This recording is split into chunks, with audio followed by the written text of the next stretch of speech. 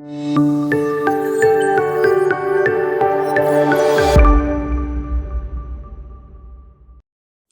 Hello నమస్తే, నేను మీ host అక్షర విహారీ.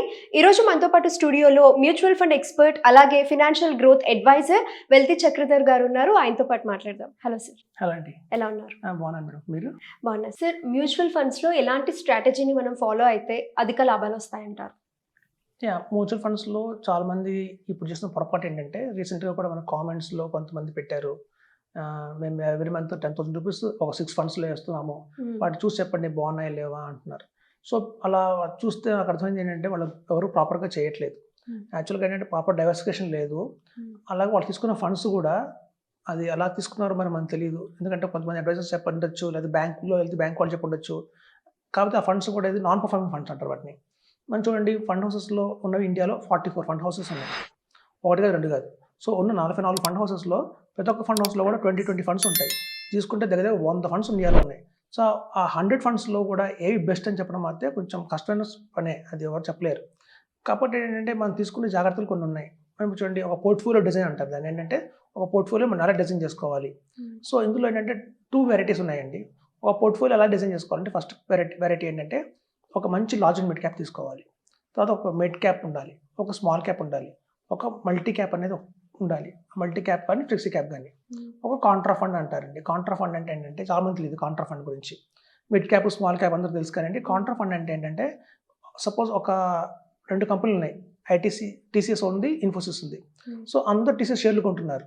ఇన్ఫోసిస్ కూడా ఈక్వల్లీ గుడ్డే, కానీ దీన్ని పట్టించుకోవట్లేదు, కొనట్లేదు అనుకోండి, దాని వాల్యుయేషన్ మార్కెట్లో కొంచెం తగ్గుతుంది అనమాట. సో ఇలా తగ్గిన వాల్యుయేషన్ ఏదైతే ఉంటుందో మార్కెట్లో దాన్ని కొంటారు వీళ్ళు. ఫండ్ మేనేజర్లు ఏంటంటే, ఓకే ఇప్పుడున్న ఈ టీసీఎస్ ఇన్ఫోసిస్లో ఎక్కువ టీసీఎస్ కొనుక్కుంటూ దాని వాల్యుయేషన్ పెంచుకుంటూ వెళ్ళిపోయారు. ఈక్వల్లీ గుడ్ అయిన ఇన్ఫోసిస్ని కొంచెం తక్కువ మంది కొంటున్నారు కాబట్టి ఇది తక్కువ దొరుకుతుంది, అంటే తక్కువ కాస్ట్ దొరుకుతుంది. కాబట్టి ఇందులో ఎక్కువ ఇన్వెస్ట్మెంట్ చేస్తారనమాట. లేకపోతే మార్కెట్ పడింది అనుకోండి, ఫస్ట్ పడి టీసీఎస్ పడుతుంది, ఇన్ఫోసిస్ పడదు. సో అలా కూడా ప్రొడక్ట్ అవుతుంది అనమాట. సో అలా డాక్టర్ రెడ్డిస్, మనకి సన్ ఫార్మా, లేదా మారుతి, టీవీఎస్, ఇట్లా ప్రతి ఒక్క దాంట్లో కూడా కాంపిటీటర్స్ ఎవరైతే ఉంటారో, అంటే నెంబర్ 1 కొనరు వీళ్ళు, నెంబర్ 2, నెంబర్ 3 కంపెనీస్ ఏవైతే ఉంటాయో వాళ్ళు గట్టి కాంపిటీషన్ ఇస్తారు ఫస్ట్ కంపెనీకి. సో అలా కాంపిటీటర్ ఇచ్చే కంపెనీలోనే వీళ్ళు ఇన్వెస్ట్మెంట్ చేస్తారన్నమాట. అది కాంట్రా ఫండ్స్. సో అట్లాంటి స్కీమ్ ఒకటి కంపల్సరీ మన దాంట్లో పెట్టుకోవాలి. సో ఇట్లా ఎవరైతే డైవర్సిఫై చేసుకుంటారో వాళ్ళకి లాభం అయితే బాగా ఉంటుంది. ఇది వెరైటీ నెంబర్ 1.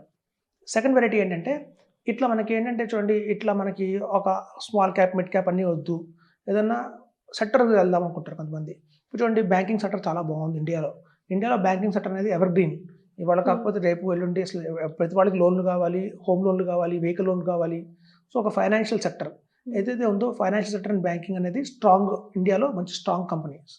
సో అలా మనం ఒక కంపెనీ నుంచి, ఒక ఫండ్ హౌస్ నుంచి మంచి banking and financial sector fund ఒకటి తీసుకోవచ్చు.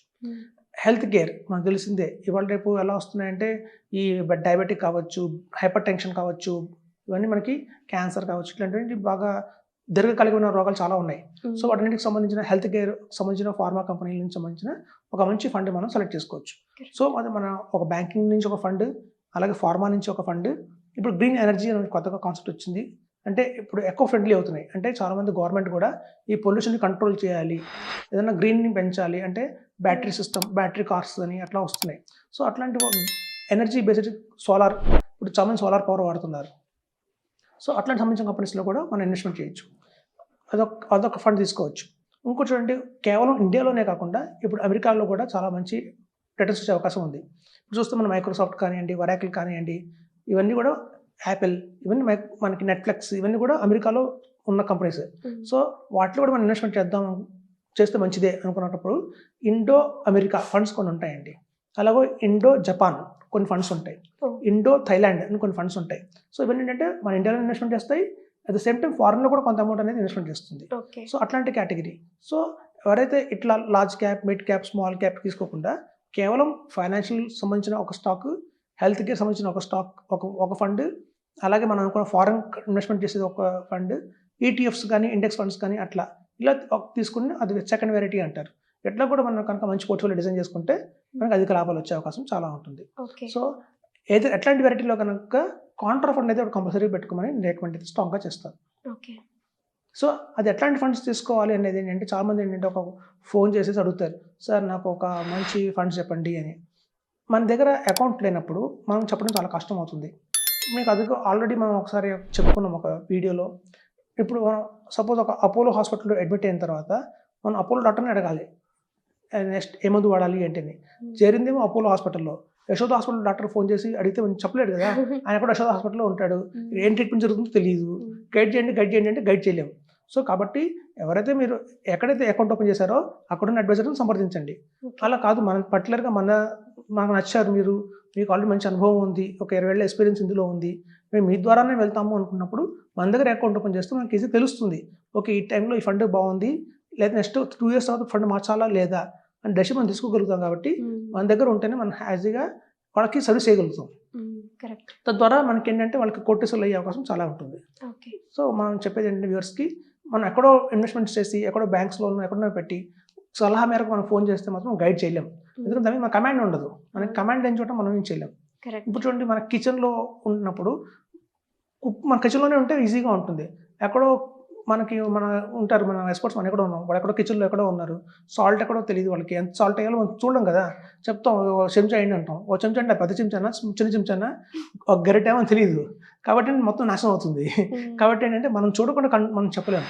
ఏదైనా సరే సర్వీసెస్ ఇలా చెప్పాలి అంటే మాత్రం అది మా కమాండ్ మొత్తం మన చేతిలో ఉంటేనే మనం ఈజీగా వాళ్ళు గైడ్ చేయడానికి అవకాశం ఉంటుంది. ఓకే. నైస్. అంటే ఇంటర్నేషనల్ లెవెల్‌లో కూడా మనం మ్యూచువల్ ఫండ్ ఇన్వెస్ట్‌మెంట్ చేయొచ్చు అని నాకు కూడా ఇప్పుడే తెలిసింది.